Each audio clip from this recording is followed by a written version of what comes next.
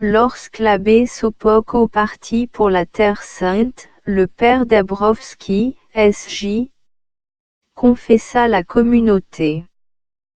Pendant une des confessions, il me demanda si j'étais consciente de la grandeur de la vie de mon âme. J'ai répondu que j'en étais consciente et que je savais ce qui se passait en moi. À quoi le père répondit, « Il ne vous est pas permis, ma sœur, de détruire ni de changer quoi que ce soit dans votre âme, de vous-même. Le bonheur et la grâce d'une vie intérieure de grande élévation ne sont pas visibles dans chaque âme, comme ils le sont chez vous, ma sœur. Faites attention de ne pas gaspiller de si grande grâce divine, une grande. » Ici, Sœur Faustine a interrompu sa pensée. Cependant, ce père m'a d'abord exposé à beaucoup d'épreuves. Quand je lui avais dit que ce que le Seigneur exigeait de moi, il s'était moqué de moi et il m'avait dit de venir me confesser à 8 heures du soir. Quand je suis venue à 8 heures, un frère fermait déjà l'église. Lorsque je lui ai dit qu'il fasse savoir au père que j'étais là, ainsi qu'il me l'avait ordonné, le brave frère y est allé. Le père me fit répondre que les pères ne confessaient plus à cette heure-là. Je suis rentrée à la maison, les mains vides et j'ai cessé de me confesser à lui. Mais j'ai fait une heure d'adoration et certaines mortifications pour lui obtenir la lumière de Dieu, afin qu'il connaisse les âmes. Lorsque l'abbé Sopocko partit et qu'il le remplaça, je fus forcée de me confesser à lui. Et bien qu'auparavant il n'ait pas voulu me croire, maintenant, il m'engageait à une grande fidélité envers ses inspirations intérieures. Dieu permet parfois cela, qu'il soit loué en tout. Il faut cependant une grande grâce pour ne pas chanceler. Retraite annuelle 10 janvier 1934. Mon Jésus, de nouveau approche le moment où je resterai en tête-à-tête avec vous.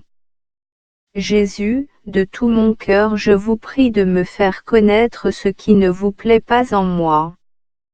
Et, en même temps, faites-moi connaître ce que je dois faire pour vous être plus agréable. Ne me refusez pas cette grâce et restez avec moi. Je sais que sans vous, mes efforts ne conduiraient pas à grand-chose. Oh! Comme je me réjouis de votre grandeur, Seigneur. Plus je vous connais et plus je vous désire ardemment et soupire après vous. Jésus m'a accordé la grâce de me connaître moi-même. Dans cette lumière divine j'ai vu mon défaut dominant, c'est l'orgueil qui a pris la forme du repliement sur moi-même, et du manque de simplicité envers la mère supérieure. La seconde lumière concerne la parole, il m'arrive de trop parler. Je passe trop de temps à régler des affaires pour lesquelles 2 ou 3 mots suffiraient. Et Jésus voudrait que je passe ce temps à réciter de petites prières pour les âmes souffrantes du purgatoire. Et le Seigneur dit que chaque mot sera pesé au jour du jugement. La troisième lumière concerne notre règlement. J'évite trop peu les occasions qui mènent à l'enfreindre, surtout la règle du silence. Désormais, j'agirai comme si la règle n'était écrite que pour moi. La façon dont les autres agissent ne me regarde pas, pourvu que moi j'agisse comme Dieu le désire. Résolution. Quand il s'agit de choses extérieures, j'irai immédiatement dire au supérieur tout ce que Jésus exige de moi. Et dans mes relations avec la supérieure, je tâcherai d'être franche et sincère comme un enfant. Jésus aime les âmes cachées. La fleur cachée renferme le plus de parfum. M'efforcer de créer à l'intérieur de mon âme un endroit retiré pour le cœur de Jésus. Dans les moments pénibles et douloureux, je fredonnerai pour vous, ô mon Créateur, un hymne de confiance. Car le gouffre de ma confiance envers vous, envers votre miséricorde, est sans borne. Depuis que je me suis mise à aimer la souffrance, elle a cessé d'être souffrance. C'est la nourriture quotidienne de mon âme. Je n'irai pas parler avec telle personne, car je sais que cela déplaît à Jésus, et elle n'en tire aucun profit. Aux pieds du Seigneur.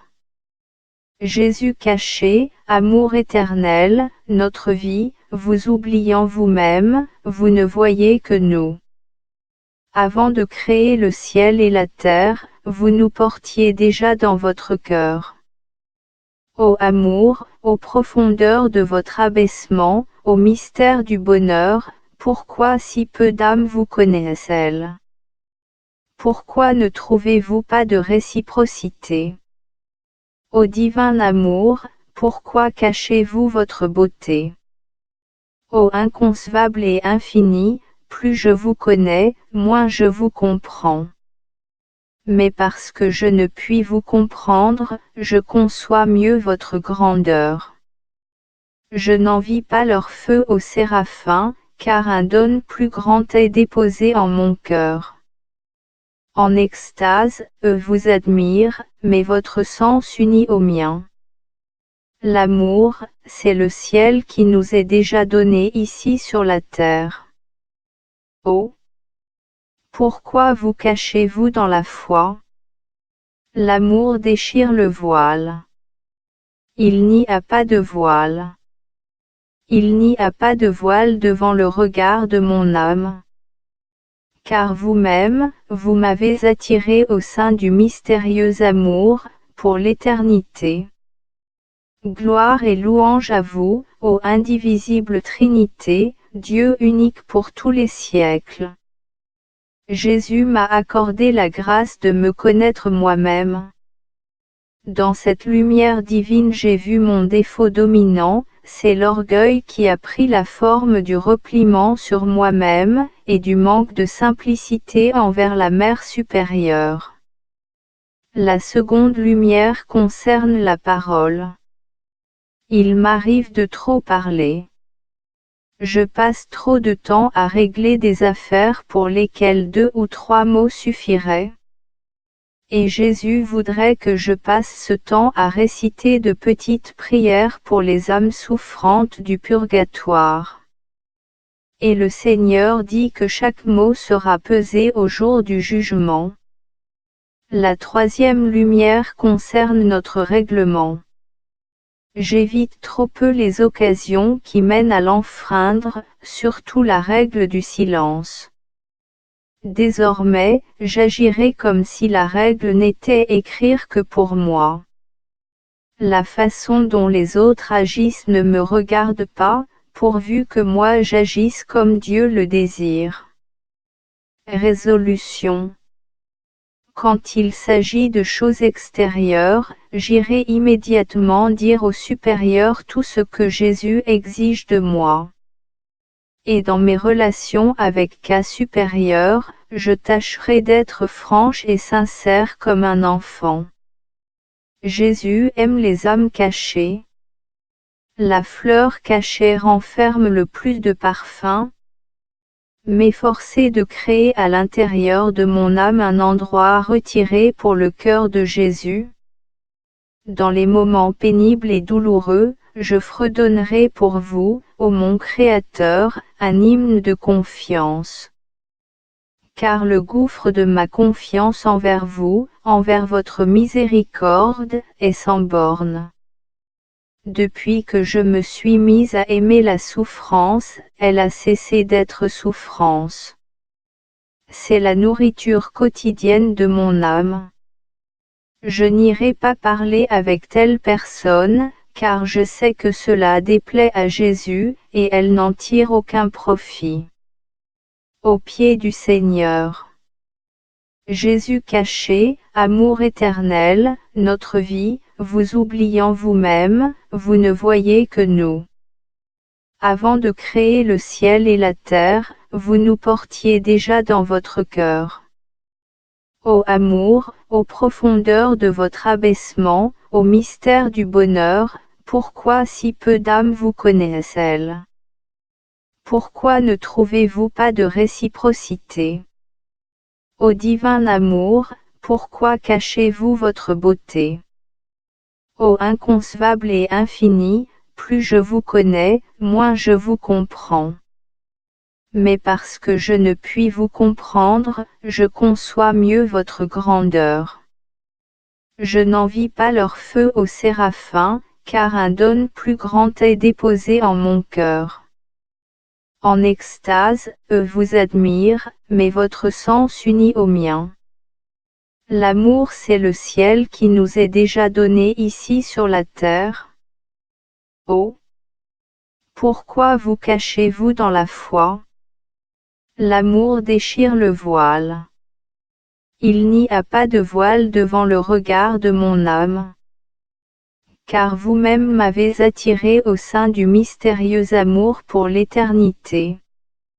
Gloire et louange à vous, ô indivisible Trinité, Dieu unique pour tous les siècles. Dieu m'a fait comprendre en quoi consiste l'amour et il m'a accordé la lumière pour que je sache comment je dois lui témoigner en pratique. Le véritable amour de Dieu consiste à accomplir la volonté divine. Pour manifester l'amour de Dieu dans nos actions, il faut que toutes, même les plus petites, découlent de notre amour pour Dieu. Et le Seigneur me dit, mon enfant, tu m'être plaît davantage par la souffrance. Dans les souffrances physiques, comme dans les souffrances morales. Ne cherche pas, ma fille, de compassion auprès des créatures. Je veux que le parfum de tes souffrances soit pur et sans mélange. J'exige que tu te détaches, non seulement des créatures, mais aussi de toi-même. Ma fille, je veux m'être désaltérée à l'amour de ton cœur, un amour pur, virginal, immaculé et sans aucune éclipse. Plus tu aimeras la souffrance, ma fille, plus pur sera ton amour envers moi. Jésus me donne l'ordre de célébrer la fête de la miséricorde divine, le premier dimanche après Pâques. Avec un grand recueillement intérieur, portant la ceinture pendant, en guise de mortification extérieure, je n'ai cessé de prier pour les pécheurs, et pour obtenir la miséricorde divine dans le monde entier. Alors Jésus me dit, mon regard repose aujourd'hui avec plaisir sur cette maison. Je sens bien que ma mission ne finira pas à ma mort, mais qu'elle commencera alors. Ô vous, âmes qui doutez, j'écarterai pour vous le voile qui vous cache le ciel, afin de vous convaincre de la bonté de Dieu, pour que votre incrédulité ne blesse plus le doux cœur de Jésus. Dieu est amour et miséricorde. Une fois le Seigneur me dit, mon cœur s'est ému d'une grande miséricorde envers toi, mon enfant très cher, quand je t'ai vu réduite en lambeaux à cause de la grande douleur que tu as endurée, en te repentant de tes péchés. Je vois ton amour si pur et si sincère que je te donne la primauté entre les vierges. Tu es l'honneur et la gloire de ma passion. Je vois chaque abaissement de ton âme, et rien n'échappe à mon attention. J'élève les humbles jusqu'à mon trône, car je le veux ainsi. Dieu unique en la Sainte Trinité, je désire vous aimer plus que personne ne vous a jamais aimé. Et malgré ma misère et ma petitesse, j'ai ancré ma confiance à une grande profondeur dans le gouffre de votre miséricorde, mon Dieu et mon Créateur. Malgré ma grande misère, je n'ai peur de rien, mais je garde l'espoir de chanter éternellement mon chant de louange. Que nulle âme ne doute, même si elle est la plus misérable, et tant qu'elle est en vie, de pouvoir devenir une grande sainte. Car grande est la puissance de la grâce divine. C'est à nous de ne pas résister à l'action divine. Ô Jésus, si je pouvais devenir un brouillard devant vous pour couvrir la terre, afin que votre regard n'en voie pas les horribles crimes. Jésus, lorsque je regarde le monde et son indifférence envers vous, cela fait jaillir les larmes de mes yeux, mais quand je vois la froideur chez une âme religieuse, alors mon cœur saigne. 1934. Un jour, en arrivant dans ma cellule, j'étais si fatigué que j'ai dû me reposer un instant avant de me déshabiller. Lorsque je fus déshabillé, une des sœurs vint me demander de lui apporter de l'eau chaude.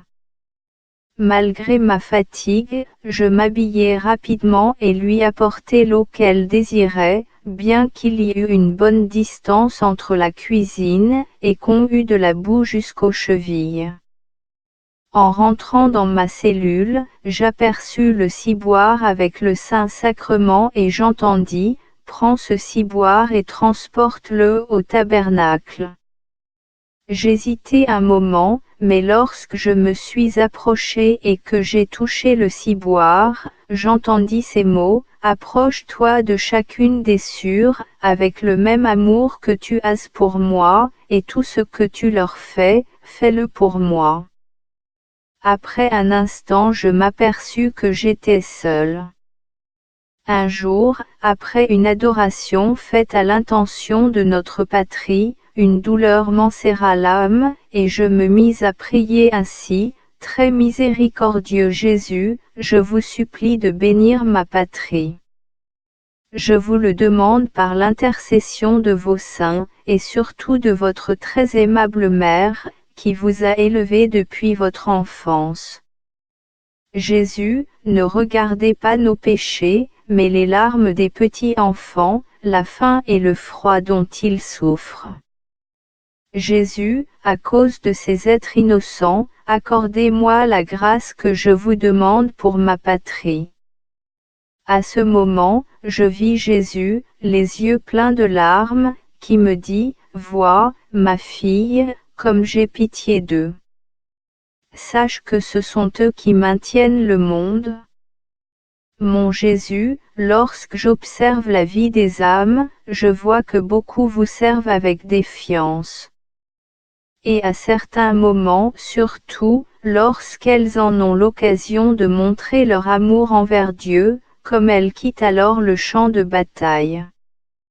Et Jésus me dit à ce moment: veux-tu toi aussi, mon enfant, agir ainsi? J'ai répondu: oh! Non, non Jésus, je ne déserterai pas le champ de bataille. Quand même une sueur mortelle inonderait mon front, ma main ne lâchera pas le glaive, jusqu'à ce que je repose aux pieds de la Sainte Trinité. Quoi que je fasse, je ne compte pas sur mes forces, mais sur la grâce de Dieu. Avec la grâce de Dieu, l'âme peut triompher des plus grandes difficultés. Une fois je parlais très longtemps avec Jésus de nos élèves, encouragé par sa bonté, j'ai demandé: avez-vous parmi nos élèves des âmes qui pourraient être une consolation pour votre cœur? Le Seigneur me répondit: il y en a, mais leur amour est faible, c'est pourquoi je les mets sous ta protection particulière, prie pour elles. Ô grand Dieu, j'admire votre bonté. Vous êtes le Seigneur des armées célestes, et vous vous abaissez jusqu'à la plus misérable créature. Oh! Comme je désire vous aimer ardemment par chaque battement de mon cœur. L'étendue de la terre ne me suffit pas, le ciel est trop petit, les espaces ne sont rien, vous seul me suffisez, Dieu éternel. Vous seul pouvez remplir la profondeur de mon âme. Mes heures les plus heureuses sont celles où je reste en tête-à-tête avec mon Seigneur. Pendant ces moments je découvre la grandeur de Dieu et ma propre misère. Une autre fois, Jésus me dit, « Ne t'étonne pas d'être plus d'une fois injustement soupçonné. C'est moi qui le premier ai bu ce calice des souffrances injustes, par amour pour toi. » Un jour que j'étais impressionné par l'éternité et ses mystères, mon âme commença à se troubler. Comme je continuais ma méditation pendant un moment, diverses incertitudes commencèrent à me tourmenter. Soudain Jésus me dit, « Mon enfant, n'aie pas peur de la maison de ton Père. Laisse les vaines recherches aux sages de ce monde. Je veux te voir toujours petit enfant. Demande tout avec simplicité à ton confesseur, je te répondrai par sa bouche. » Une fois, je fis la connaissance d'une personne qui avait l'intention de commettre un péché mortel. J'ai alors prié le Seigneur de m'envoyer les plus grands tourments pour que cette âme soit sauvée. Tout à coup je sentis les cruelles douleurs de la couronne d'épines sur ma tête. Cela dura assez longtemps, mais cette personne conserva la grâce de Dieu. Ô mon Jésus, comme il est facile de se sanctifier, il faut seulement un petit peu de bonne volonté. Et si Jésus découvre ce minimum de bonne volonté dans l'âme, il se hâte de se donner à elle. Et rien ne peut l'arrêter, ni les fautes, ni les chutes, absolument rien. Jésus est pressé d'aider cette âme et si l'âme est fidèle à cette grâce de Dieu, elle pourra en peu de temps, parvenir à la plus haute sainteté qu'une créature puisse atteindre ici-bas. Dieu est très généreux et ne refuse sa grâce à personne. Il donne même plus que nous ne demandons. La voie la plus courte, c'est la fidélité aux inspirations de l'Esprit Saint. Quand l'âme aime sincèrement Dieu, elle ne doit avoir peur de rien dans sa vie spirituelle. Qu'elle se laisse influencer par la grâce et qu'elle ne réduise pas son union avec le Seigneur. Lorsque Jésus m'a ravi par sa beauté et m'a attiré à lui, j'ai vu, alors ce qui lui déplaisait en mon âme et j'ai résolu de l'écarter coûte que coûte. Et, avec la grâce de Dieu, je l'ai fait. Cette détermination a plu au Seigneur et depuis ce temps, il a commencé à m'accorder de plus grandes grâces. Je ne raisonne pas dans ma vie intérieure et je n'analyse pas par quelle voie l'Esprit de Dieu me conduit. Il me suffit de savoir que je suis aimé et que j'aime. L'amour pur me fait connaître Dieu et comprendre beaucoup de mystères. Mon confesseur est un oracle pour moi, sa parole est sainte à mes yeux. Je parle ici de mon directeur de conscience. Une fois le Seigneur me dit, agis comme un mendiant qui ne refuse pas d'accepter une plus grande aumône, il remercie seulement plus affectueusement. Ainsi ne refuse pas d'accepter, à cause de ton indignité, de plus grandes grâces lorsque je te les donne. Je sais que tu en es indigne. Mais réjouis-toi plutôt et prends autant de trésors de mon cœur que tu peux emporter. C'est ainsi que tu m'être plaît davantage. J'ajouterai encore quelque chose, prends ces grâces, non seulement pour toi, mais aussi pour les autres. C'est-à-dire, encourage les âmes avec lesquelles tu es en contact, à la confiance en mon infinie miséricorde. Oh! Comme j'aime les âmes qui ont une entière confiance en moi. Je ferai tout pour elles. À ce moment Jésus m'a demandé, « Mon enfant, comment va ta retraite ?» J'ai répondu, « Jésus, vous le savez. » Oui, je le sais, mais je veux l'entendre de ta bouche et de ton cœur. Ô mon Maître, lorsque vous me conduisez, tout va facilement. Je vous en prie, Seigneur, ne me quittez jamais. Jésus me dit, oui, je serai toujours près de toi si tu restes toujours un petit enfant sans crainte. Comme je suis ici ton commencement, je serai aussi ta fin. Ne te fie pas aux créatures, même dans les plus petites choses, car cela ne me plaît pas. Je veux être seul dans ton âme. Je fortifierai ton âme et je t'éclairerai par la bouche de mon remplaçant. Tu apprendras que je suis en toi, et ton inquiétude se dissipera comme le brouillard devant les rayons du soleil. Mon bien suprême, je désire vous aimer comme personne ne vous a encore aimé sur terre. Je désire vous louer à chaque moment de ma vie et conformer étroitement ma volonté à votre sainte volonté. Ma vie n'est ni monotone, ni grise, mais elle aussi variée qu'un jardin de fleurs parfumées. Je ne sais quelles fleurs cueillir, le lys des souffrances, les roses de l'amour du prochain, ou la violette de l'humilité. Je ne vais pas énumérer ces trésors, j'en ai en abondance pour chaque jour. C'est une grande chose que de savoir tirer profit du moment présent. Jésus, lumière éternelle, accordez-moi la grâce de vous connaître, pénétrez de votre lumière mon âme assombrie et remplissez de vous-même le gouffre de mon âme car seul vous-même. Ô mon Jésus, vie, voix et vérité, je vous en prie, gardez-moi près de vous, comme une mère tient son enfant tout contre elle, car je ne suis pas seulement un enfant impuissant, mais un amas de misère et de néant. Le secret de l'âme Wilno, 1934.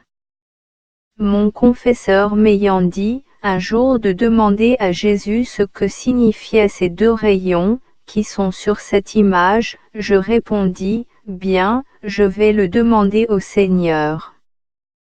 Pendant l'oraison j'entendis intérieurement ces paroles, ces deux rayons indiquent le sang et l'eau, le rayon pâle signifie l'eau, qui purifie les âmes, le rayon rouge signifie le sang, qui est la vie des âmes. Ces deux rayons jaillirent des entrailles de ma miséricorde, alors que mon cœur, agonisant sur la croix, fut ouvert par la lance. Ces rayons protègent les âmes de la colère de mon Père. Heureux est celui qui vivra dans leur lumière, car la main du Dieu juste ne l'atteindra pas. Je désire que le premier dimanche après Pâques soit la fête de la miséricorde. Demande à mon fidèle serviteur, de proclamer en ce jour, ma grande miséricorde au monde entier. Qui s'approchera, ce jour-là, de la source de vie obtiendra la rémission de ses fautes et de leur châtiment. L'humanité ne trouvera pas la paix tant qu'elle ne se tournera pas avec confiance vers ma miséricorde. Oh! Comme l'incrédulité de l'âme maître blesse. Cette âme confesse que je suis saint et juste, et ne croit pas que je suis la miséricorde. Mais elle se méfie de mon amour.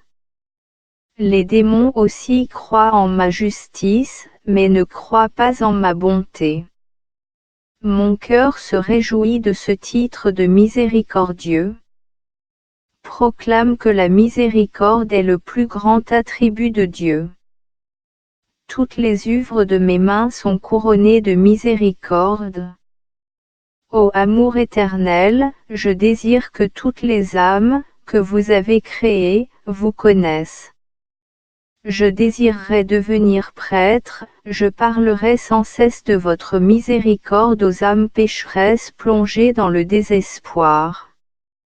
Je désirerais être missionnaire et porter la lumière de la foi dans les pays sauvages, pour vous faire connaître des âmes et m'immoler entièrement pour elles, mourir martyr comme vous êtes mort pour moi et pour elles. Ô Jésus, je sais parfaitement que, en m'anéantissant totalement et en me renonçant complètement à moi-même, pour l'amour de vous, Jésus, et pour celui des âmes immortelles, je peux être prêtre, missionnaire, prédicateur, et mourir martyr. Un grand amour peut transformer les petites choses en grandes.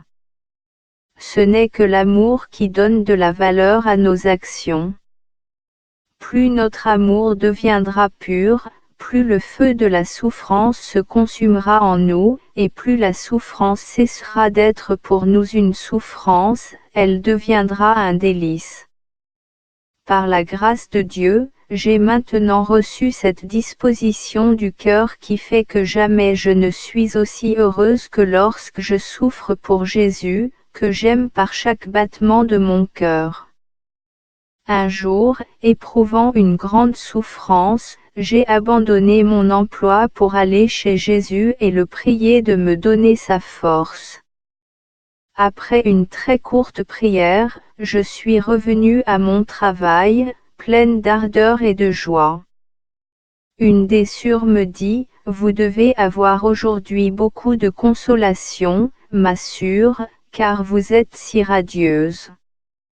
Dieu ne vous envoie sûrement aucune souffrance, mais seulement des consolations. » Vous vous trompez bien, ma sœur, répondis-je, car c'est justement quand je souffre beaucoup, que ma joie est la plus grande, et quand je souffre moins, ma joie est moindre aussi.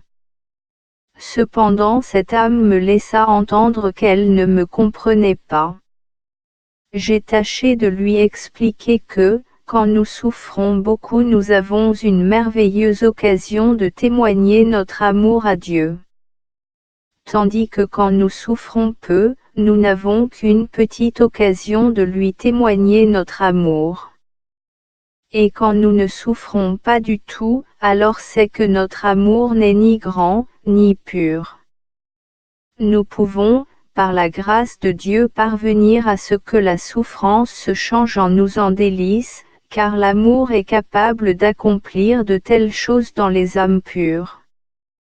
Ô mon Jésus, mon seul espoir, je vous remercie pour ce livre que vous avez ouvert aux yeux de mon âme. Ce livre, c'est votre passion que vous avez endurée par amour pour moi. C'est là que j'ai appris comment aimer Dieu et les âmes. Ce récit renferme, pour nous, des trésors inépuisables. Ô Jésus, peu d'âmes vous comprennent dans votre martyre d'amour. Oh, qu'il est grand le feu du plus pur amour qui brûle dans votre sacré cœur. Heureuse l'âme qui a compris l'amour du cœur de Jésus. C'est mon plus grand désir que les âmes sachent que vous êtes leur bonheur éternel, qu'elles croient en votre bonté et glorifient votre infinie miséricorde. J'ai prié Dieu de m'accorder la grâce d'être résistante et forte contre les influences qui veulent parfois me détourner de l'esprit de la règle et des menues observances, car ce sont des petits vers rongeurs, qui peuvent détruire la vie intérieure. Et ils la détruiront si l'âme est consciente de ses fautes légères et les méprise parce que ce sont de petites choses. Pour moi, je ne vois rien de petit dans la vie religieuse. Peu importe si parfois je m'expose à des ennuis, et à des allusions malicieuses, pourvu que mon esprit soit en harmonie avec l'esprit des règles, de vues et des statuts religieux. Ô Jésus, délice de mon cœur, vous connaissez mes désirs, je voudrais me cacher au regard humain pour que vivante, je sois comme si je ne vivais pas. Je veux vivre pur, comme une fleur des champs. Je veux que mon amour soit toujours une fleur des champs. Je veux que mon amour soit toujours tourné vers vous, comme une fleur qui se tourne toujours vers le soleil. Je désire que le parfum et la fraîcheur de la fleur de mon cœur vous soient toujours exclusivement réservés. Je veux vivre sous votre divin regard, car vous seul me suffisez. Je n'ai peur de rien, quand je suis avec vous, ô Jésus, car rien ne peut me nuire. 1934. Une fois, pendant le carême, je vis au-dessus de notre chapelle une grande clarté et une profonde obscurité. J'ai vu le combat de ces deux puissances. 1934. Jeudi saint, Jésus me dit, je désire que tu fasses une offrande de toi-même pour les pécheurs et en particulier pour les âmes qui ont perdu confiance en la miséricorde divine. Dieu est l'âme acte d'offrande. En présence du ciel et de la terre, en présence de tous les chœurs angéliques, en présence de la très sainte Vierge Marie, en présence de toutes les puissances célestes, je déclare au Dieu unique en la Sainte Trinité, qu'aujourd'hui, en union avec Jésus-Christ, Sauveur des âmes, je m'offre volontairement pour la conversion des pécheurs et en particulier, pour ceux qui ont perdu espoir en la miséricorde divine. Cette offrande consiste à accepter avec une entière soumission à la volonté divine toutes les souffrances, les peurs, les frayeurs dont les pécheurs sont remplis. En revanche, je leur donne toutes mes consolations, qui découlent de mon intimité avec Dieu. En un mot, j'offre tout pour eux, les saintes messes, les saintes communions, les pénitences, les mortifications, les prières. Je n'ai pas peur des coups de la justice divine, car je suis uni à Jésus. Ô mon Dieu, je désire de cette manière, faire réparation pour les âmes qui ne croient pas à votre bonté. J'ai confiance contre tout espoir en l'immensité de votre miséricorde. Mon Seigneur et mon Dieu, ma part pour l'éternité, je fais cet acte d'offrande en comptant non pas sur mes forces, mais sur la puissance qui découle des mérites de Jésus-Christ.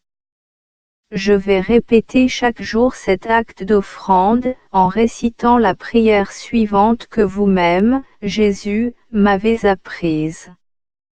Au sang et eau, qui avait jailli du cœur de Jésus comme source de miséricorde pour nous, j'ai confiance en vous. Sur Marie Faustine du Très Saint Sacrement. Jeudi saint pendant la Sainte Messe, 29 mars 1934. Je te donne part à la rédemption du genre humain. Tu es mon soulagement au moment de mon agonie. Quand j'ai reçu de mon confesseur la permission de faire cet acte d'offrande, j'ai vite compris qu'il était agréable à Dieu, car j'ai commencé tout de suite à en expérimenter les effets. En un instant mon âme devint comme un rocher, sèche, pleine de tourments et d'inquiétudes. Toutes sortes de blasphèmes et de malédictions se pressèrent à mes oreilles. La méfiance et le désespoir s'installèrent dans mon cœur. Voilà l'état des pauvres que j'ai pris sur moi. Au premier moment j'ai eu peur de ces horreurs. Mais à la première confession j'ai été tranquillisée. Un jour que j'étais sortie pour me confesser, mon confesseur était justement en train de célébrer la Sainte Messe. J'aperçus l'enfant Jésus sur l'autel. Il tendait tendrement et joyeusement ses petites mains vers lui. Alors, ce prêtre prit ce bel enfant, le cassa et le mangea tout vivant. Au premier instant, je pris ce prêtre en aversion pour avoir agi de la sorte envers Jésus. Mais je fus aussitôt éclairé et je compris que ce prêtre était très agréable à Dieu. Une fois j'étais chez le peintre, chargé de peindre cette image. Comme j'ai été peiné en voyant qu'elle n'est pas aussi belle que l'est Jésus. Mais j'ai caché ma déception profondément dans mon cœur. En sortant de chez le peintre, la mère supérieure resta en ville, pour diverses affaires, et moi je suis revenu seul à la maison. Je suis allé aussitôt à la chapelle où j'ai beaucoup pleuré. J'ai dit au Seigneur, qui vous peindra aussi beau que vous l'êtes. Soudain j'ai entendu ces paroles, ce n'est ni dans la beauté des couleurs, ni dans celle du coup de pinceau, que réside la grandeur de cette image, mais dans ma grâce. Un après-midi, je me rendis au jardin, mon ange gardien me dit, prie pour les agonisants. Alors j'ai tout de suite commencé à réciter le rosaire avec les jardinières.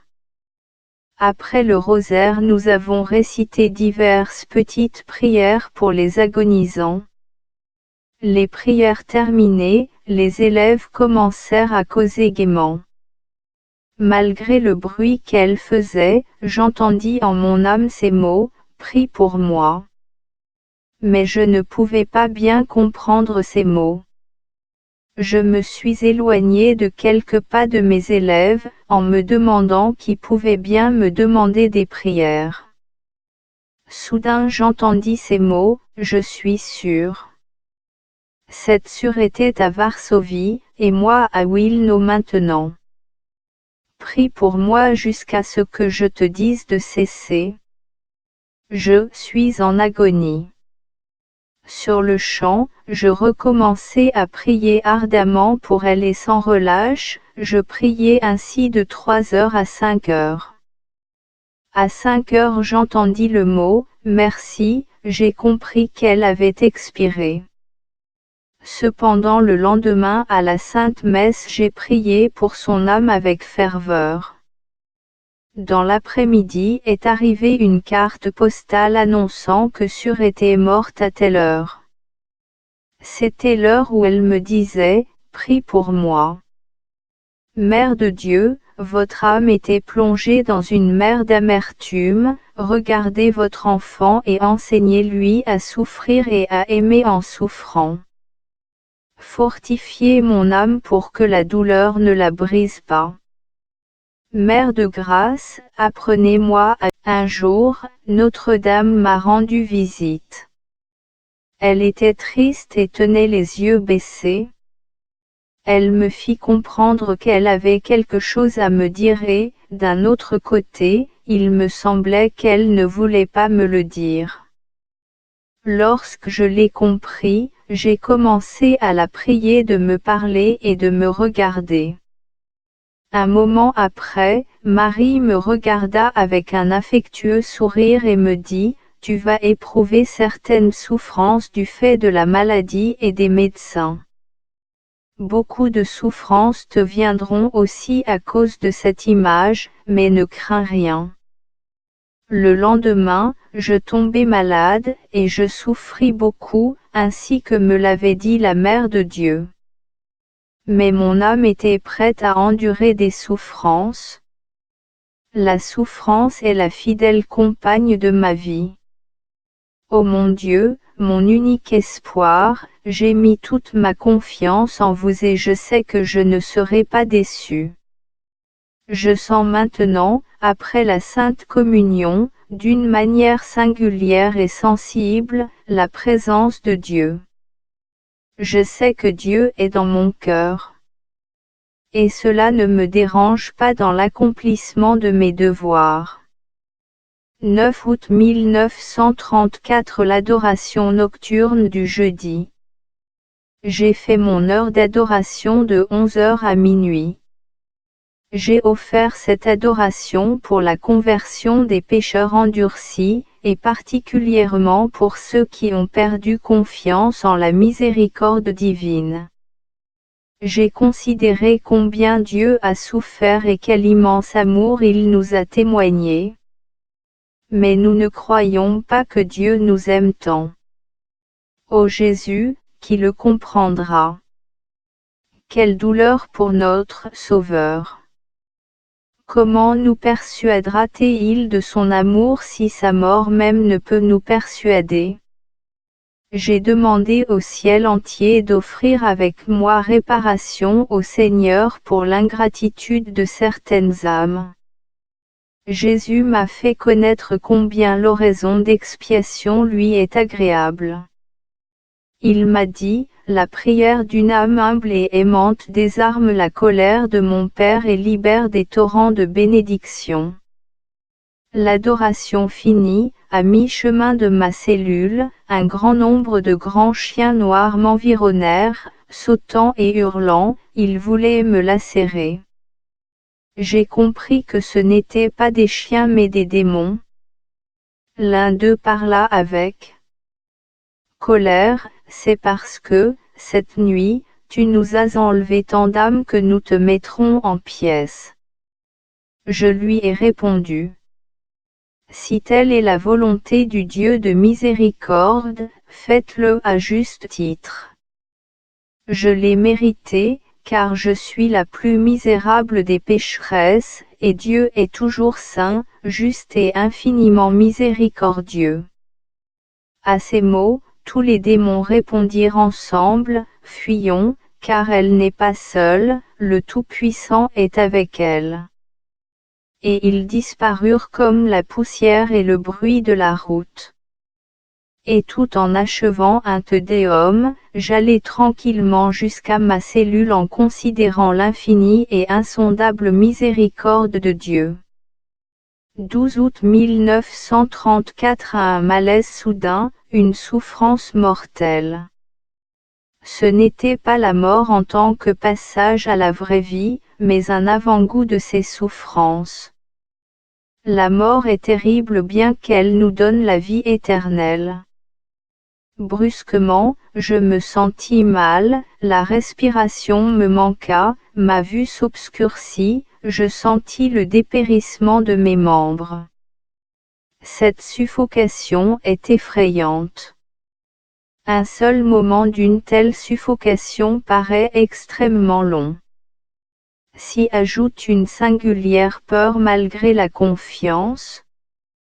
Je désirais recevoir les derniers sacrements. Mais la Sainte Confession me causa bien des difficultés, malgré mon désir de me confesser. On ne sait ce que l'on dit, on commence une chose et on finit par une autre. Oh! Que Dieu garde toute âme de la pensée de remettre la confession à la dernière heure. J'ai compris l'extrême puissance que les paroles du prêtre font descendre sur l'âme du malade.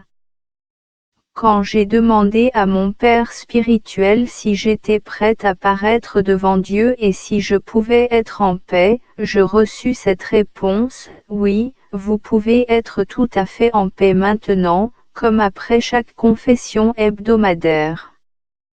Grande est la grâce divine qui accompagne ces paroles sacerdotales. L'âme en retire force et courage pour le combat. Ô ordre religieux, ma mère, comme il est doux de vivre en toi, mais plus doux encore d'y mourir. Après avoir reçu les derniers sacrements, j'éprouvai une complète amélioration. Je suis restée seule pendant une demi-heure, puis l'attaque revint, mais déjà moins forte grâce aux soins médicaux. J'unissais mes souffrances aux souffrances de Jésus et je les offrais pour moi et pour la conversion des âmes qui ne croient pas à la bonté divine. Soudain ma cellule se remplit d'êtres noirs pleins de colère et de haine contre moi. L'un d'eux dit, sois maudite comme celui qui est en toi, car tu nous tourmentes déjà en enfer. J'ai dit, et le Verbe s'est fait chair et il a habité parmi nous. Et ces êtres disparurent bruyamment sur le champ. Le lendemain, je me sentais très faible, mais je ne souffrais plus. Après la Sainte Communion, j'aperçus Jésus sous le même aspect qu'il avait lors d'une adoration. Le regard du Seigneur transperça mon âme, pas un grain de poussière n'échappait à son attention. Et j'ai dit à Jésus, « Jésus, je pensais que vous me prendriez. » Et Jésus me répondit, « Ma volonté ne s'est pas encore totalement accomplie en toi, tu resteras encore sur terre, mais pas longtemps. Ta confiance m'être plaît beaucoup, mais il faut que ton amour soit plus ardent. » Le pur amour donne à l'âme de la force, même au moment de l'agonie. Quand j'agonisais sur la croix, je ne pensais pas à moi, mais aux pauvres pécheurs et je priais mon Père pour eux. Je veux que tes derniers instants aussi soient semblables aux miens sur la croix. Il n'y a qu'un prix, par lequel on rachète les âmes, c'est la souffrance, unie à ma souffrance sur la croix. L'amour pur comprend ces paroles, mais l'amour charnel ne les comprendra jamais. L'année 1934. Le jour de l'Assomption de Notre-Dame, je n'assistais pas à la Sainte Messe. La doctoresse me l'avait défendu, je priais avec ferveur dans ma cellule. Bientôt, j'aperçus la Sainte Vierge, d'une beauté indicible. Elle me dit: « Ma fille, j'exige de toi des prières, des prières, des prières et encore des prières pour le monde, et en particulier pour ta patrie. Pendant 9 jours, unis-toi étroitement au sacrifice de la messe, et reçois la Sainte Communion en expiation. Pendant ces 9 jours tu te tiendras devant Dieu, comme une offrande, partout, toujours, en tout endroit et à tout moment, nuit et jour. À chaque réveil, prie en esprit. En esprit on peut toujours rester en prière. » Un jour, Jésus me dit, « Mon regard sur cette image est le même que celui que j'avais sur la croix. » Une fois, mon confesseur me demanda comment devait être placée l'inscription sur cette image, car il n'y avait pas assez de place pour tout y mettre. J'ai répondu que je prierai et que je répondrai la semaine suivante. En quittant le confessionnal, je passai près du Saint-Sacrement et je reçus la connaissance intérieure sur la façon de placer cette inscription. Jésus me rappela, comme il me l'avait dit la première fois, que ces mots, « Jésus, j'ai confiance en vous », devaient être mis en évidence. J'ai compris que Jésus désire que toute la formule, « Je présente aux hommes un moyen », avec lequel ils doivent venir puiser la grâce à la source de la miséricorde. Ce moyen, c'est cette image, avec l'inscription, « Jésus, j'ai confiance en vous », soit placé, mais il n'en donne pas un ordre aussi formel que pour cette invocation. Ô amour le plus pur, régnez dans toute votre plénitude dans mon cœur et aidez-moi à remplir très fidèlement votre sainte volonté. À la fin de la retraite de 3 jours, je me vis marchant sur un chemin inégal, trébuchant à chaque pas. Et je voyais qu'une personne me suivait et me soutenait continuellement. Mais j'en fus mécontente et la priai de s'éloigner de moi, car je voulais aller seule. Or, cette personne que je ne pouvais reconnaître, ne m'abandonnait pas un seul instant. Cela m'impatienta. M'être retournant, je l'ai repoussé. À cet instant, je reconnus la Mère supérieure. Et au même moment, je vis que ce n'était pas la mère supérieure, mais Jésus qui me regarda profondément et me fit comprendre combien cela lui faisait mal, lorsque dans les plus petites choses, je n'accomplissais pas la volonté de la supérieure, qui est ma volonté, dit-il. J'ai demandé pardon au Seigneur et je pris cet avertissement profondément à cœur. Une fois mon confesseur me demanda de prier à son intention. J'ai donc commencé une neuvaine à la Mère de Dieu qui consistait en la récitation de 9 Salve Regina. Vers la fin de cette neuvaine, je vis la Mère de Dieu avec l'enfant Jésus dans ses bras et je vis aussi mon confesseur qui était agenouillé à ses pieds et lui parlait. Je ne comprenais pas de quoi il parlait avec la Sainte Vierge, car je conversais avec l'enfant Jésus qui était descendu des bras de sa mère et s'était rapproché de moi. Je ne revenais pas de mon étonnement à la vue de sa beauté. J'entendis quelques-unes des paroles que la Mère de Dieu adressait aux prêtres, mais pas toutes.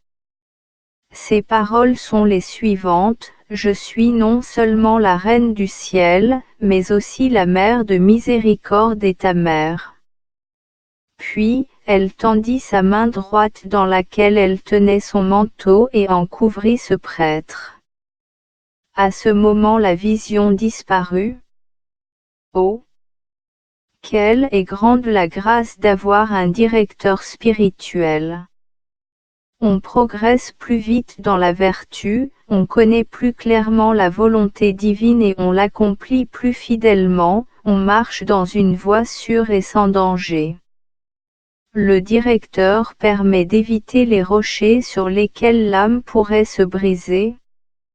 Dieu m'a donné cette grâce, tard, il est vrai, mais je m'en réjouis beaucoup quand je vois comment Dieu s'incline devant les désirs de mon directeur. Je mentionnerai un fait entre mille. Comme d'habitude, le soir, j'avais prié Jésus de me donner des points pour la méditation du lendemain. J'ai reçu cette réponse. Médite sur le prophète Jonas et sa mission. J'ai remercié le Seigneur, mais j'ai commencé à penser que cette méditation était différente des autres.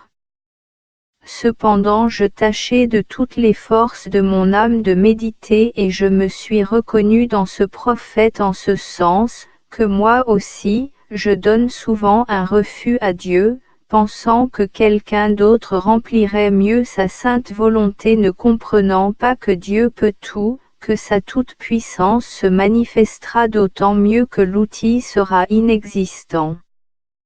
Dieu m'éclaira ainsi. Dans l'après-midi eut lieu la confession de la communauté.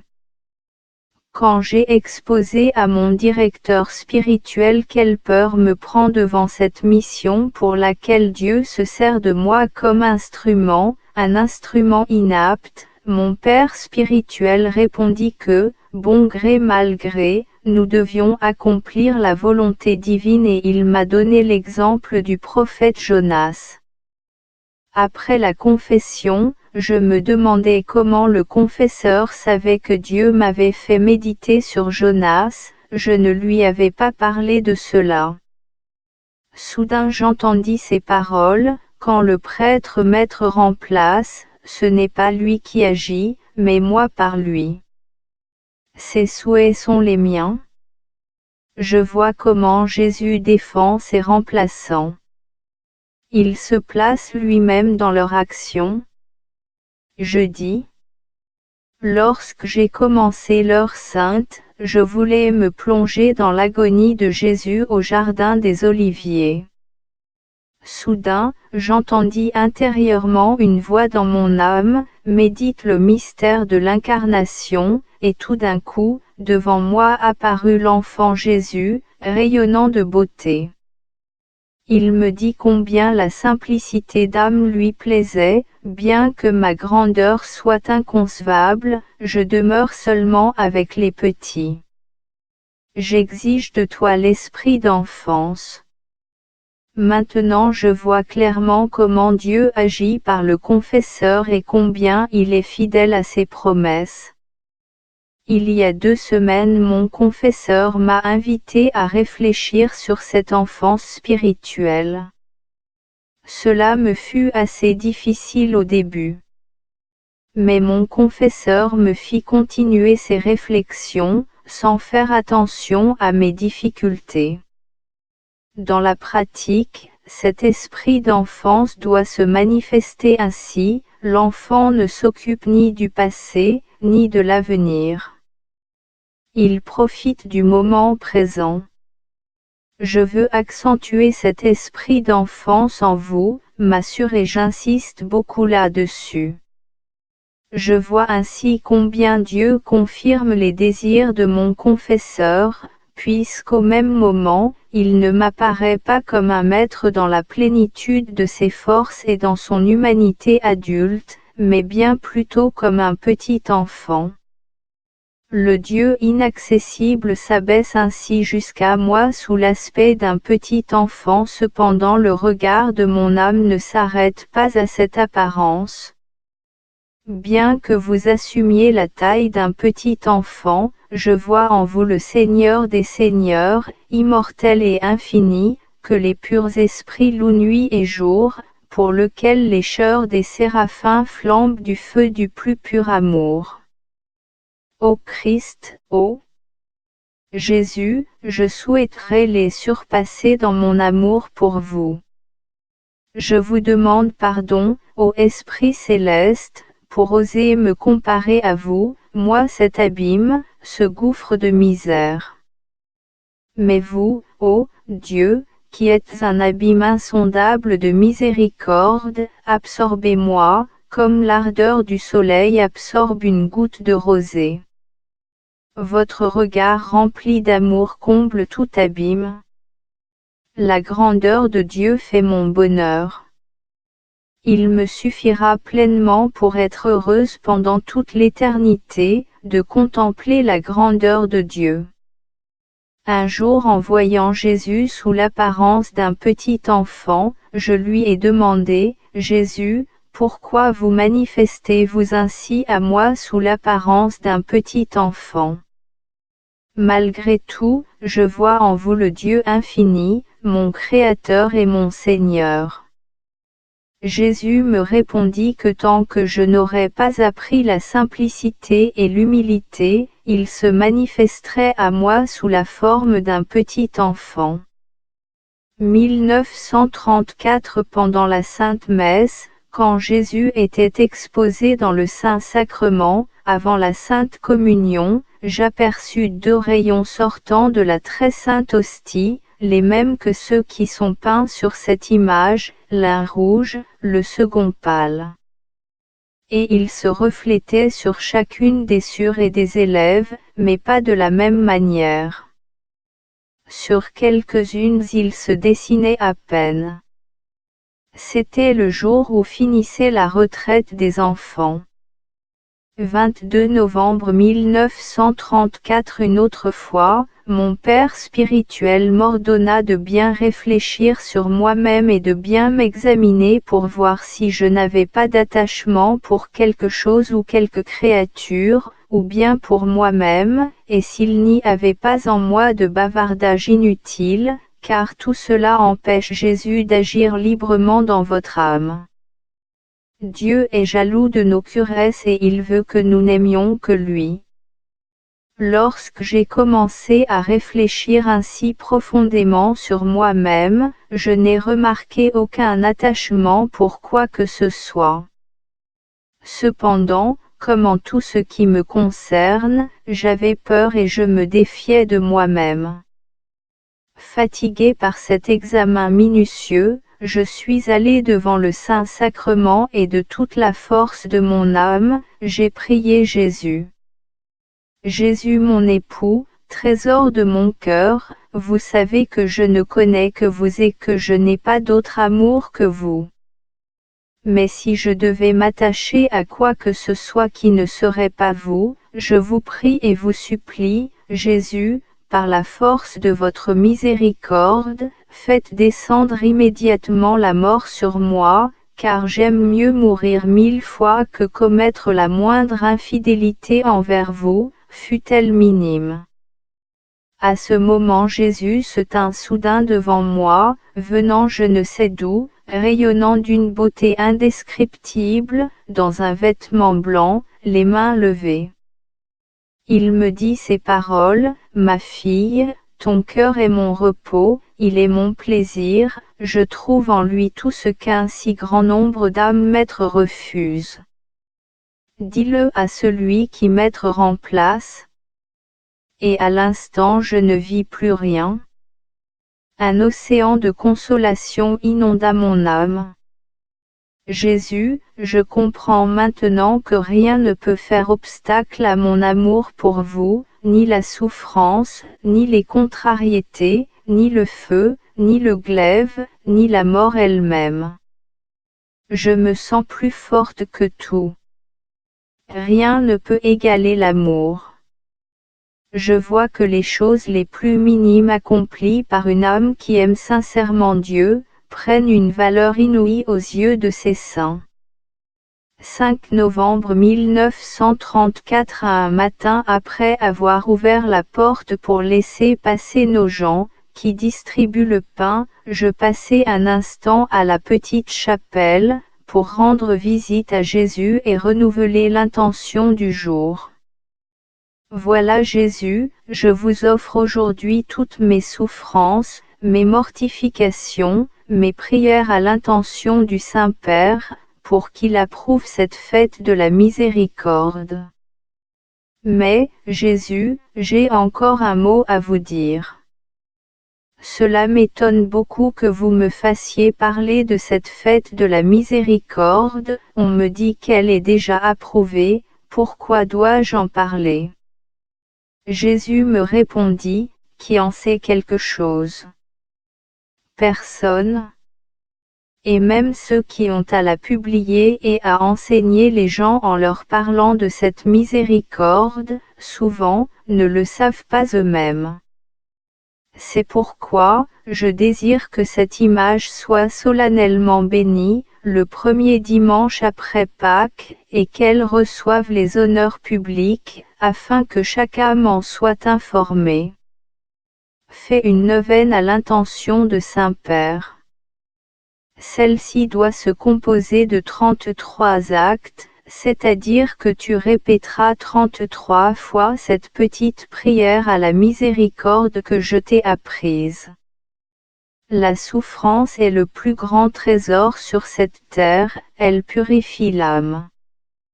C'est dans la souffrance que nous reconnaissons qui est notre véritable ami. L'amour authentique se mesure avec le thermomètre des souffrances. Jésus, je vous remercie pour les petites croix quotidiennes, pour les contrariétés dans mes desseins, pour les peines de la vie commune, pour la mauvaise interprétation de mes intentions, pour les humiliations infligées par autrui, pour la manière revêche de nous traiter. Pour les faux soupçons, pour ma faible santé, pour l'épuisement de mes forces, pour le sacrifice de ma propre volonté, pour l'anéantissement de moi-même, pour la désapprobation en tout, pour le dérangement de tous mes plans. Je vous remercie, Jésus, pour les souffrances intérieures, pour les sécheresses de l'esprit, pour les frayeurs, pour les peurs et les incertitudes, pour les ténèbres et la profonde nuit intérieure, pour les tentations et les diverses épreuves, pour les tourments qu'il m'est difficile d'exprimer, surtout pour ceux que personne ne peut comprendre, pour l'heure de la mort, pour son dur combat, pour toute son amertume. Je vous remercie, Jésus, vous qui avez d'abord bu ce calice d'amertume avant de me le tendre. Voilà que j'ai appliqué mes lèvres à ce calice de votre sainte volonté. Qu'il soit fait selon votre bon plaisir, et qu'il advienne de moi selon ce que votre sagesse a prévu de toute éternité. Je désire vider ce calice jusqu'à la dernière goutte. Dans l'amertume je trouve ma joie, dans ma désespérance, ma confiance. En vous, Seigneur, tout est bon, tout est donné par votre cœur paternel. Je ne préfère pas les consolations aux amertumes, ni les amertumes aux consolations, mais merci pour tout, Jésus. C'est mon délice de fixer mes regards sur vous, Dieu infini.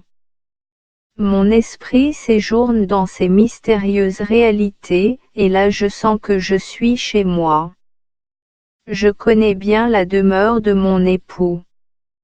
Je sens qu'il n'y a pas en moi une seule goutte de sang, qui ne se consumerait d'amour pour vous. Ô beauté incroyable, celui qui a fait votre connaissance ne peut rien aimer d'autre. Je sens que mon âme est un gouffre sans fond et que rien ne le comblera, sinon Dieu seul. Je sens que je me perds en lui, comme un grain de sable dans un océan sans bornes. 22 934. Un soir en entrant dans ma cellule, je vis Jésus exposé dans l'ostensoir. Il m'a semblé que c'était en plein air. Au pied de Jésus, je voyais mon confesseur et derrière lui un grand nombre de hauts dignitaires de l'Église, dont je n'avais jamais vu les ornements sacerdotaux, sauf en vision. Derrière eux, des membres du clergé, plus loin encore je vis de grandes foules, que je ne pouvais embrasser d'un coup d'œil. Je voyais les deux rayons sortant de l'hostie, les mêmes qui sont sur l'image. Ils étaient étroitement unis, mais ne se confondaient pas. Ils passèrent par les mains de mon confesseur, puis par les mains de ce clergé et, de leurs mains, à la foule, puis revinrent à l'hostie et à ce moment je me suis vu dans ma cellule comme j'y étais entré. 22 934. Pendant un certain temps je fus obligé d'aller me confesser durant la semaine. Je suis arrivé quand mon confesseur célébrait la Sainte Messe. Pendant la troisième partie de la Sainte Messe, j'aperçus l'enfant Jésus un peu plus petit que de coutume. Il avait une écharpe de couleur violette alors que d'habitude il en porte une blanche. 24 12 934. Vigile de Noël. Pendant la sainte messe du matin je sentis la proximité de Dieu et mon esprit, sans le vouloir, s'abîma en lui. Soudain j'entendis ces mots, « Tu m'es une demeure agréable, mon esprit repose en toi. » Puis j'ai senti le regard du Seigneur sondant la profondeur de mon cœur. À la vue de ma misère, je m'humiliai en esprit admirant l'immense miséricorde divine, qui permet que le Très-Haut s'approche d'une telle misère. Pendant la Sainte Communion, la joie inonda mon âme, je me sentais étroitement uni à la divinité. Sa toute-puissance absorba tout mon être. Pendant la journée, je sentis d'une manière singulière la proximité de Dieu. Bien que mes devoirs ne me permissent pas d'aller à la chapelle un seul instant de toute la journée, il n'y eut pas un moment où je ne fusse uni à Dieu. Je le sentais en moi, d'une manière plus sensible qu'autrefois. Je saluais sans cesse la Mère de Dieu pénétrant son esprit. Je la priais de m'apprendre le véritable amour de Dieu. Toi avec accent grave coup j'ai entendu ces mots, cette nuit, pendant la Sainte Messe, je partagerai avec toi le mystère de mon bonheur. Le dîner eut lieu avant 6 heures. Malgré la joie et le bruit extérieur qui accompagnent toujours la cérémonie pendant laquelle on partage le pain azime et l'on échange des vux, je ne perdis pas un seul instant le sentiment de la présence divine. Après le souper nous nous sommes hâtés de finir notre travail, et à 9 heures je pus aller à la chapelle pour l'adoration. J'ai reçu la permission de ne pas aller dormir, mais d'attendre la messe de minuit. Je me réjouissais d'avoir du temps libre de 9 heures à minuit. De 9 heures à 10 heures, j'ai offert mon adoration à l'intention de mes parents et de toute ma famille, de 10 heures à 11 heures à l'intention de mon directeur spirituel. J'ai d'abord remercié Dieu de m'avoir donné, comme il me l'avait promis, cette grande aide visible sur terre. Je l'ai aussi prié de lui donner la lumière nécessaire pour connaître mon âme et me guider d'après le bon plaisir de Dieu. De 11 heures à minuit j'ai prié pour la Sainte Église et pour le clergé, pour les pécheurs, pour les missions et pour nos maisons. J'offrais les indulgences pour les âmes du purgatoire. Minuit, 25-12 1934. La messe de minuit. Dès le commencement de la Sainte Messe, j'ai éprouvé un grand recueillement intérieur, la joie inonda mon âme. Pendant l'offertoire, j'ai vu Jésus sur l'autel, d'une beauté incomparable. Cet enfant ne cessait de regarder tout le monde, tendant ses petites mains. Pendant l'élévation, l'enfant ne regardait plus la chapelle, mais vers le ciel. Après l'élévation, il nous regarda de nouveau, mais cela dura peu car, comme d'habitude, il fut rompu par le prêtre et mangé. Mais il avait déjà une écharpe blanche. Le lendemain je vis la même chose, et le surlendemain aussi. Il m'est difficile d'exprimer ma joie. Cette vision se répéta pendant les 3 saintes messes, comme à la première. 1934 le premier jeudi après Noël. J'avais complètement oublié que c'était aujourd'hui jeudi, je n'ai pas fait mon adoration et je suis allé avec les sœurs tout de suite au dortoir à 9 heures. Par extraordinaire je ne pouvais pas m'endormir. Il me semblait que j'avais encore quelque chose à faire. Mentalement je repassais mes devoirs en revue, mais je ne pus rien me rappeler. Cela dura jusqu'à 10 heures. Je vis alors la face de Jésus supplicié. Et soudain Jésus me dit, je t'attendais pour partager mes souffrances, car qui les comprendra mieux que mon épouse. J'ai demandé pardon à Jésus pour ma froideur, et, honteuse, n'osant pas le regarder mais le cœur contrit, je l'ai prié de daigner me donner une épine de sa couronne. Jésus me répondit qu'il m'accorderait cette grâce, mais le lendemain, et la vision disparut sur le champ. Le matin suivant, à la méditation, je sentis comme une douloureuse épine dans ma tête, du côté gauche. Cette douleur dura toute la journée et je ne cessais de me demander comment Jésus avait pu supporter la douleur de toutes les épines qui formaient sa couronne. J'ai uni mes souffrances à celles de Jésus et je les ai offertes pour les pécheurs. À 4 heures, quand je suis venu pour l'adoration, je vis une de nos élèves, qui offensait Dieu terriblement par des péchés d'impureté. Je voyais aussi la personne avec qui l'élève péchait. La peur s'empara de mon âme et je priai Dieu, par les douleurs de Jésus, de daigner l'arracher à cette affreuse misère. Jésus me répondit qu'il lui accorderait cette grâce, non pour elle, mais à cause de ma prière. Alors j'ai compris combien nous devions prier pour les pécheurs et particulièrement pour nos élèves. Notre vie est vraiment apostolique. Je veux imaginer une religieuse qui vivrait dans nos maisons, c'est-à-dire dans notre communauté, et qui ne serait pas animée de l'esprit apostolique.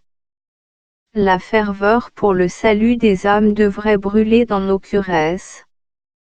Ô mon Dieu, qu'il est doux de souffrir pour vous dans les recoins les plus secrets du cœur, dans la plus grande solitude, de brûler comme une offrande que personne ne remarque, pure comme le cristal, sans consolation ni compassion. Mon esprit brûle en proie à un amour actif.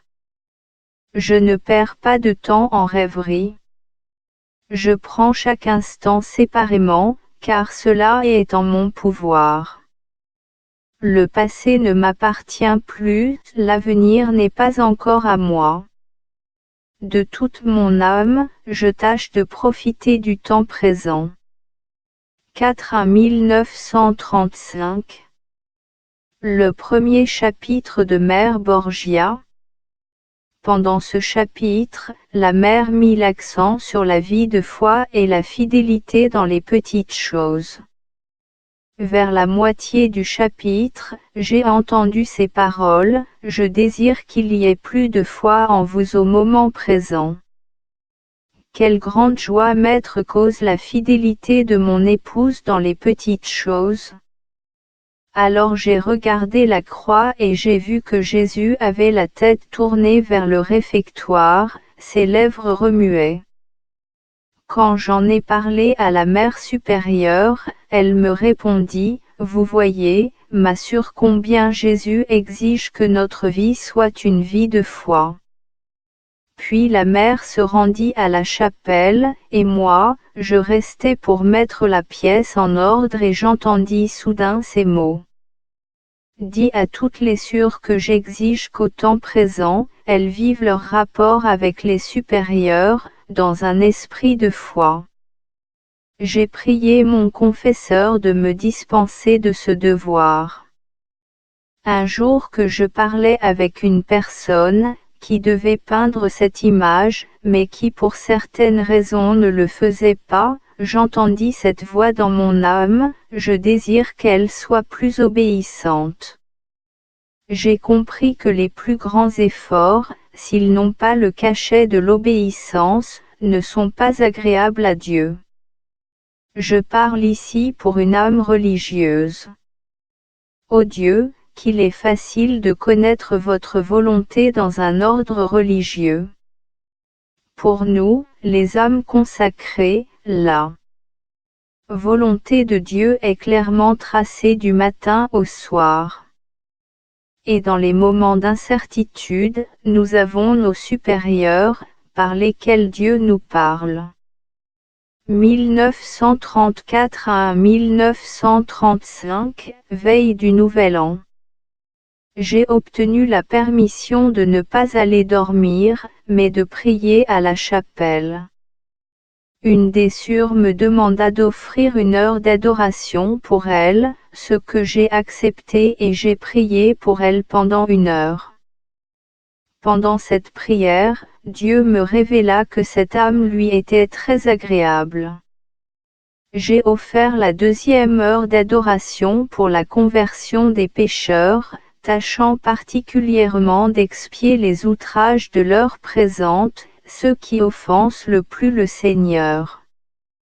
J'ai offert la 3e heure à l'intention de mon Père spirituel. J'ai instamment demandé pour lui la lumière pour certaines affaires. Enfin, minuit sonne. La dernière heure de l'année. Je l'ai fini au nom de la Sainte Trinité.